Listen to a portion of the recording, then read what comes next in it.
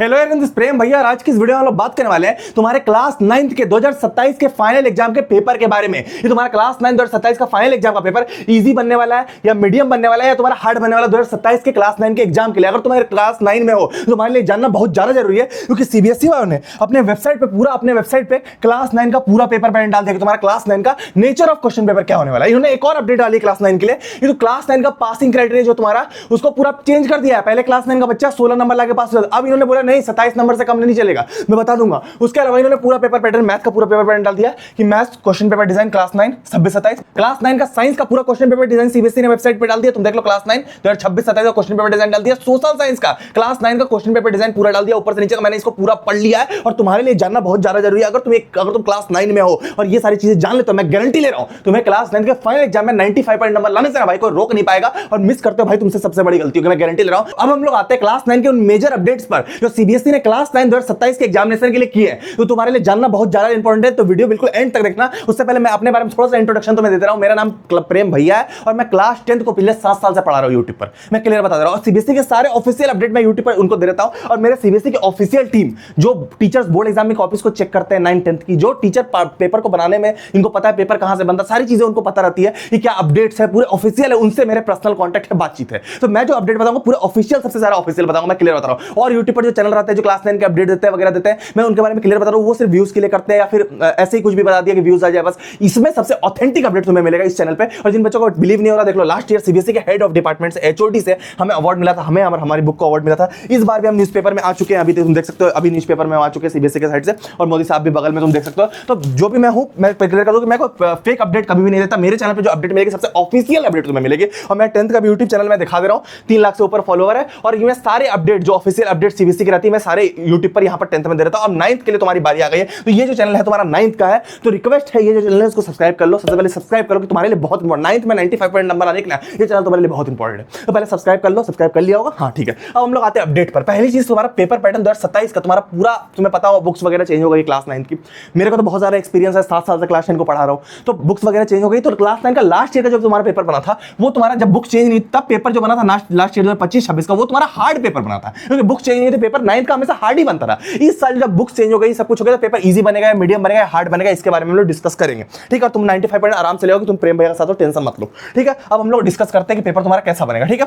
सबसे पहले हम लोग बात करेंगे स्ट्रक्चर ऑफ असेसमेंट की, फिर हम लोग नेचर ऑफ क्वेश्चन पेपर के बारे में बात करेंगे। पासिंग क्राइटेरिया में सीबीएसई ने पूरा चेंज कर दिया है, पूरा पासिंग क्राइटेरिया बदल दिया है। तो पासिंग क्राइटेरिया इस साल का जो तुम्हारा होगा पहले वो समझ लो, फिर हम लोग पेपर के बारे में बात करेंगे। तो स्ट्रक्चर ऑफ असेसमेंट को चेंज कर, तुम्हें पता है कि तुम्हारा जो पेपर होता है क्लास 9th और 10th का जो पेपर तुम्हारा होता है वो तुम्हारा 80 मार्क्स का होता है जो तुम लिखते हो, और एक और इंटरनल असेसमेंट का नंबर होता है जो तुम्हारे टीचर के हाथ में रहता है, जो 20 नंबर के तुम्हारे नंबर रहते हैं, ठीक है। अब पहले सीबीएसई क्या बोलता था कि दोनों को मिला के ज्वाइंट करके दोनों को 33% नंबर होने चाहिए। अब सीबीएसई ने बोला ना ना ऐसे नहीं चलेगा। To be declared successful in a subject a student must secure minimum 33% marks separately देख लो, इस कीवर्ड पे ध्यान दो, अलग अलग इन एक्सटर्नल और इंटरनल असेसमेंट। अब तुम्हें थोड़ा सा हल्का लग रहा होगा ये बात सुन के, ये न्यूज जो है तुम्हारे लिए, मैं 3 न्यूज लेके आऊं, ये वाली बैड है, बाकी सब गुड है, ठीक है। तो ये तो मैं हल्का लग रहा हूं, पहले तुम अच्छे समझ लो, मैं तुम्हें समझा दे रहा हूं कि बात क्या है, ऐसे तुम्हें समझ में नहीं आएगा।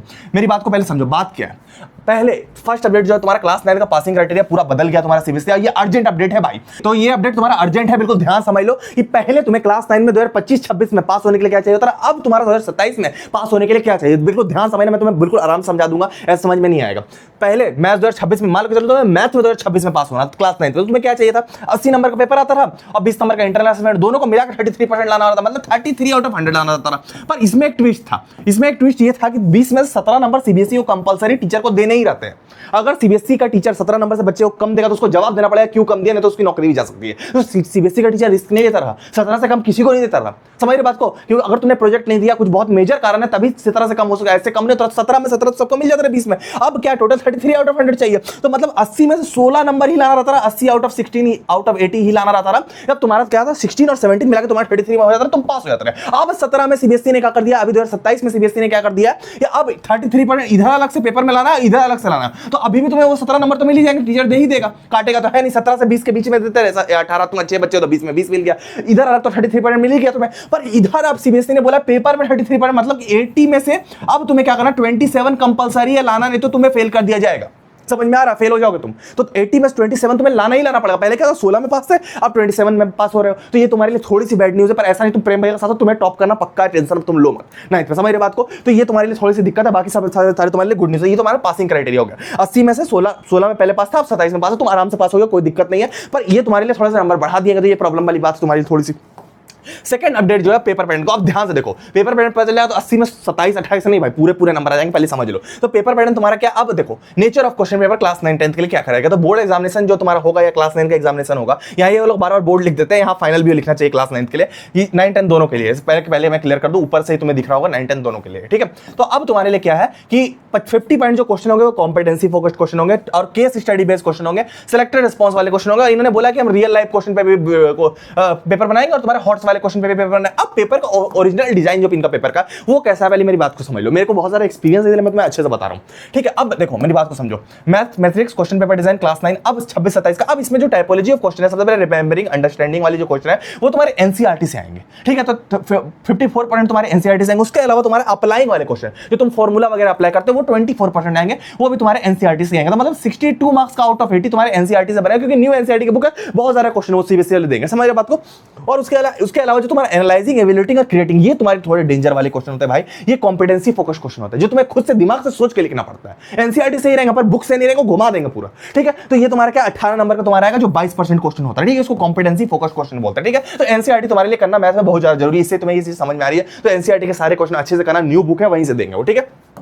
सेकंड तुम्हारा साइंस में क्या चीज चलेगी भैया, तो साइंस में तुम देख लो डेमोन्स्ट्रेट नॉलेज एंड अंडरस्टैंडिंग वाले क्वेश्चन जो रहेगा वो 50 पॉइंट एनसीईआरटी से आएगा, जो नॉलेज वगैरह वाले क्वेश्चन तुम्हारे रहेंगे, ठीक है। उसके अलावा तुम्हारा एप्लीकेशन और knowledge concept, application of knowledge concept मतलब जो रेक्टिफिकेशन वाले क्वेश्चन है वो 30% मतलब 80% तुम्हारा एनसीईआरटी से यहाँ भी साइंस में तुम्हारा बन जाएगा। बाकी का जो 20 पॉइंट पेपर है, तुम्हारा जो फॉर्मुलेट, एनालाइज, इवैल्यूएट और क्रिएट वाला, वो तुम्हारा कॉम्पिटेंसी फोकस क्वेश्चन बनेगा, जो तुम्हारा बना के क्वेश्चन बनेगा। टाइपोलॉजी क्या कह रहा है क्वेश्चन की, ऑब्जेक्टिव टाइप क्वेश्चन बनेंगे, असर्शन रीजनिंग क्वेश्चन बनेंगे, short answer, long answer, source based, case based वाले जो रहेंगे वो इन जनरल कॉम्पिटेंसी बेस्ड रहते हैं, ठीक है। और पैसेज बेस्ड तुम समझ के चला कि कॉन्सेप्ट पर तुम्हें अब ज्यादा ध्यान देना है। पहले एनसीईआरटी पढ़नी है और कॉन्सेप्ट कुछ भी पूछ सकता है अंदर से, समझ रहे बात को। और सोशल साइंस की मैं बात करूं, उसके बाद तुम्हारा सोशल साइंस का जो तुम्हारा क्वेश्चन पेपर डिजाइन है क्लास 9 का, मैं पहले क्लियर कर दे रहा हूं। मेरे को सोशल साइंस में एक्सपीरियंस बहुत ज्यादा है, क्योंकि मैंने क्लास 10th में सोशल साइंस में 93 आउट ऑफ 100 बोर्ड एग्जाम में स्कोर कर रखा है। 10th में टोटल मैंने 90% स्कोर कर रखा है। 12th में सीबीएसई से 88% स्कोर कर रखा है। 10th और 12th दोनों में सीबीएसई था मेरा, ठीक है। 9th में भी था, ठीक है। तो इसमें क्या है 50 पॉइंट क्वेश्चन जो तुम्हारे एनसीईआरटी की एक्सरसाइज जो न्यू बुक है उससे तुम्हारा आएगा एक्सरसाइज से, और बीच में इंटेक्स क्वेश्चन भी इसमें रहते हैं। तो एक्सरसाइज और इंटेक्स क्वेश्चन अच्छे से करना, 50 पॉइंट क्वेश्चन तुम्हारे इससे बनेंगे।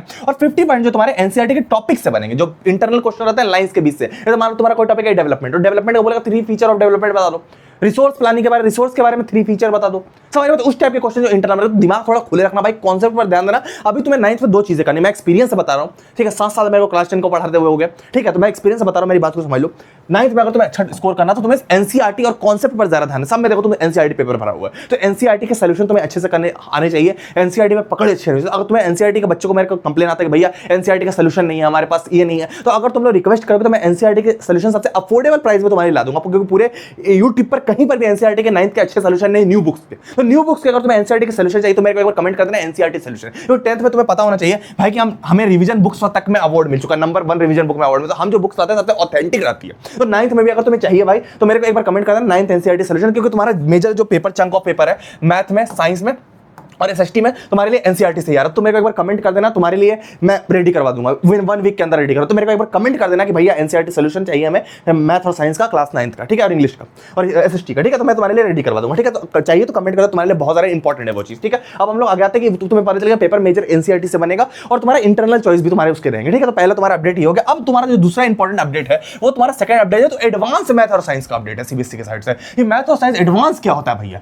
एडवांस मैथ और साइंस सीबीएसई ने निकाल दिया कि 9th वाला बच्चा ले सकता है एडवांस मैथ। ये तुम्हें लेना है कि नहीं लेना, पहले इसका सिलेबस देख लो मेरे, अब फिर मेरी राय सुनो।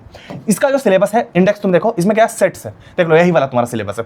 9th का ऑप्शनल मैथ है, ये ऑप्शनल है, ये कंपलसरी नहीं है। मैथ का तुम्हारा advance level optional class 9 grade. अब इसका सिलेबस तुम देखो तो set theory, logarithm, relation, function, coordinate, geometry, combination और एक्सप्लोरिंग सम मोर प्रोग्रेशन। अब तुम्हें तो समझ में नहीं आएगा, मैंने क्लास 12 तक मैथ पढ़ रखी है, तो ये 11th का पूरा सिलेबस है। तो 11th का सिलेबस तुम्हें पढ़ाना चाह रहे हैं, सेट थ्योरी तुम 11th में पढ़ते हो, तो पूरा 11th का सिलेबस तुम्हें पढ़ाना चाह रहे हैं, तो मत ही पढ़ो तो बढ़िया रहेगा। साइंस में देखो, साइंस एडवांस क्या है, साइंस एडवांस देखो क्लास 9 के लिए। अब ये क्या कर रहे हैं यहाँ पर भी फिर यही करे, मेजरमेंट पूरा 11 का सिलेबस है, Newton's law of motion, geometry and power, structure of atom, तो पूरा केमिकल बॉन्ड पूरा 11 का सिलेबस तुम्हें पढ़ाना चाह रहे हैं। तो तुम्हें ये मत करो। इसको करने से भैया फायदा क्या होता है, इसमें करने से क्या होता है मैं बता रहा हूँ। इसका जो एग्जाम होता है, जैसे तुम्हारा नॉर्मल एग्जाम जो 9 का होगा वो कंपलसरी देना ही देना। ये जो एडवांस एग्जाम है ये तुम्हारा सिलेबस 11 का रहेगा और ये ऑप्शन है, तुम चाहो तो दो, नहीं तो नहीं दो, ठीक है। ये पेपर जो तुम्हारा 3 आवर का रहेगा और 80 मार्क्स का तुम्हारा क्लास 9 में जो तुम्हारा कंपलसरी नॉर्मल पेपर जो तुम्हारा होगा, और तुम्हारा मेन रिजल्ट इसी से बनेगा। इससे क्या होगा, इसका पेपर 1 आवर का रहेगा और 25 नंबर का रहेगा। अगर तुम इस 25 नंबर में 50 पॉइंट मार्क्स मतलब 13-25 में 13 नंबर अगर तुम ले आते हो इसमें, ठीक है, 50 पॉइंट मार्क्स ले आते हो, तुम्हें लिखा हुआ रिजल्ट जो तुम्हारा मेन बनेगा उसमें बस छोटा सा नीचे लिखा है क्वालिफाइड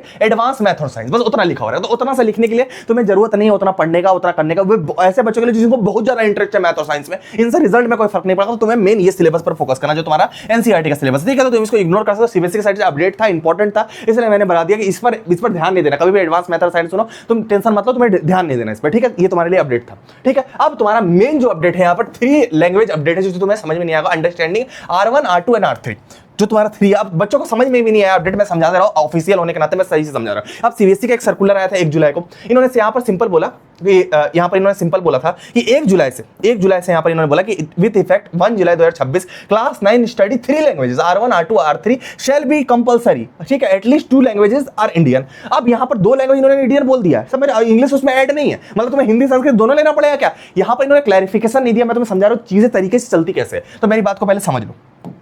यहां पर इन्होंने बोला है कि तुम्हें 3 लैंग्वेजेस पढ़ने, R1 R2 and R3। R3 वाला जो लैंग्वेज R1 रहेगा जो फर्स्ट लैंग्वेज रहेगा, R2 जो रहेगा सेकंड लैंग्वेज, R3 जो तुम्हारा रहेगा थर्ड लैंग्वेज, जो तुम्हारे एग्जाम के पेपर में नहीं आएगा। पहले मेरी बात को समझो, अब उस हिसाब से हम चीजों को पढ़ेंगे। पहले मेरी बात यहां पर देखो, इनका मेन सर्कुलर मेरे जो है ना भाई, सीबीएसई बोर्ड के जो सारी चीजें रहती है वो मेरे नसों में बहता है। 7 साल से मैं यही कर रहा हूं, तो हर चीज में तुम्हें खंगाल के दिखा दे रहा हूं, और कोई टीचर यूट्यूब पर तुम्हें नहीं दिखा पाएगा, मैं दिखा दे रहा हूं। यहां पर टेबल 2 में इन्होंने सर्कुलर में बताया है कि क्लास 9 का लैंग्वेज 1 और लैंग्वेज 2 जो तुम्हारा है वो स्कूल में तुम्हारा आएगा, L1 L2 आएगा स्कूल में, R1 R2 आएगा, लेकिन R3 जो तुम्हारा वो स्कूल में इंटरनल असेसमेंट बस होगा, एग्जाम में नहीं आएगा। 9th और 10th दोनों में, तो तुम ऐसा लो कि 9th 10th दोनों में तुम्हारे एग्जाम में वो नहीं आया, ऐसा सब्जेक्ट R3 में लेना है, ठीक है। और R1 R2 आएगा तो हम क्या करेंगे, 2 लैंग्वेज तो लेंगे इंडियन, पर उसको R3 में घुसा देंगे एक को, और एक को हम इंग्लिश तो हर बच्चा लेता है उसको R2 में रखेंगे। अब मैं तुम्हें समझा रहा हूं कि R3 एग्जाम में नहीं आएगा, यहां से इतना पता चल गया साहब तुम्हें। अब मेरी बात को समझो, R1 R2 R1 हम क्या करेंगे, सबसे पहले R1 ही हम इंग्लिश ले लेंगे। हम बोलेंगे भैया हम R1 इंग्लिश, इसको इन्होंने फॉरेन बताया। अब इन्होंने ये बोला कि 2 इंडियन लैंग्वेज होने चाहिए, ये तो फॉरेन इन्होंने बता दिया कि इंग्लिश और फ्रेंच सबको फॉरेन बना दिया। तो हम क्या करेंगे, इसको R1 R2 में मतलब कि 2 लैंग्वेज तुम्हारे इंडियन होने चाहिए। तो एक तो हम R1 पहले हम इंग्लिश ले लेंगे, जो फॉरेन है ये ऐड नहीं करेंगे। आप बोलेंगे 2 लैंग्वेज इंडियन लोगे तभी तुम पास कर पाओगे, तो हम R2 में बोलेंगे भैया ठीक है हमको हिंदी दे रहे जो कि इंडियन है। और R3 में हम बोलेंगे कि कोई भी तुम्हारा जहां तुम हो, पंजाब से हो तो पंजाबी ले लो, तेलुगु ले लो, उड़िया ले लो, कुछ भी ले लो। अब ये तुम्हारे एग्जाम में तो आएगा नहीं, तो स्कूल वाले जाहिर सी बात पढ़ाएंगे है नहीं, और इंटरनल एग्जाम में लेके छोड़ देंगे, बस नाम का कि हाँ इस बच्चे ने ले रखा है, समय रिजल्ट में शो नहीं होगा, वो बस बच्चे ने ले रखा है। तो तुम्हें क्या करना, कोई भी पंजाबी, तेलुगु, उड़िया कोई भी लैंग्वेज लेकर ले लेना, क्योंकि तुम्हारा 2 इंडियन लैंग्वेज जो इन्होंने बोला कंपलसरी है वो सक्सेसफुल हो जाए। एग्जाम में तो आएगा नहीं, तो मार्क्स ऐड होंगे नहीं ना, कहीं शो होगा, तो हिंदी इंग्लिश तुम्हारा फिर से बन जाएगा वैसा का वैसा ही। तो ये तुम्हारे लिए अपडेट है, इस तरीके से तुम्हें एग्जाम में इस तरीके से तुम्हें लेना है, समझ रहे बात को। और तुम्हारा पेपर ईजी बनेगा हार्ड बनेगा उसके बारे में पहले चर्चा कर रहा हूं। पेपर ईजी बनेगा, मीडियम बनेगा, हार्ड। इस बार तुम्हारा पेपर जो सीबीएसई के ऑफिशियल से मेरे को पता चला वो तुम्हारा मीडियम बनेगा, क्योंकि बुक तुम्हारा न्यू है। अब मॉडरेट पेपर बनेगा, बस रियल लाइफ बेस्ड क्वेश्चन बनेंगे, कॉन्सेप्ट क्लियर रखना, कुछ रियल लाइफ पे भी क्वेश्चन तुम्हारे आएंगे इस बार क्लियर है। रियल लाइफ का मतलब क्या है कि मान के चलो कि कोई बच्चा पतंग उड़ा रहा है, अब पतंग उड़ा रहा है तो बोलेगा ट्रिग्नोमेट्री लगा, बोलेगा उसके डोर की डिस्टेंस कितनी है, इंडिया गेट की हाइट बता दो, या इस टाइप के कुछ ऐसे क्वेश्चन। या कोई बच्चा जो है फिश को खाना दे रहा है कंटेनर में, तो इसमें कौन सा इकोसिस्टम बन रहा है, इस टाइप का तुम्हें क्वेश्चन बनाया जाएगा, ठीक है। या नेहा कूलर को चालू करी, उसमें एक वायर कौन से लाइव और न्यूट्रल कौन सा वायर है, तो इस टाइप से क्वेश्चन बनता है, ठीक है। तो रियल लाइफ में थोड़े से क्वेश्चन बनेंगे। एनसीईआरटी अच्छे से करना, तुम्हें अगर एनसीईआरटी की सोल्यूशन चाहिए मेरे को एक बार कमेंट कर देना, तो मैं तुम्हारे लिए अवेलेबल करा दूंगा बुक्स के फॉर्मेट में, ठीक है। उसके अलावा एनसीईआरटी की थ्योरी तुम अच्छे से पढ़ना है, एनसीईआरटी के 20 से क्वेश्चन तुम्हारे अच्छे से बनेंगे न्यू वाले एनसीईआरटी से। तो इतना तुम्हारा क्लास 10 का अपडेट था इस बार के लिए, क्लास 9 का अपडेट था इस बार के लिए। होपफुली तुम्हें सब पता चल गया, इससे बाहर कोई अपडेट नहीं, जितना इंपॉर्टेंट अपडेट है सब मैंने बता दिया। और आगे के अपडेट जो ऑफिशियल ऑथेंटिक रहेंगे इस चैनल पे मैं दूंगा। तो सब्सक्राइब नहीं किया सब्सक्राइब कर लो, मिलेंगे हम लोग किसी और वीडियो में, तब तक के लिए टाटा। सब्सक्राइब नहीं किया तो कर लेना भाई, और अपडेट्स में मिलेंगे, ठीक है। Tata, bye bye, Tata.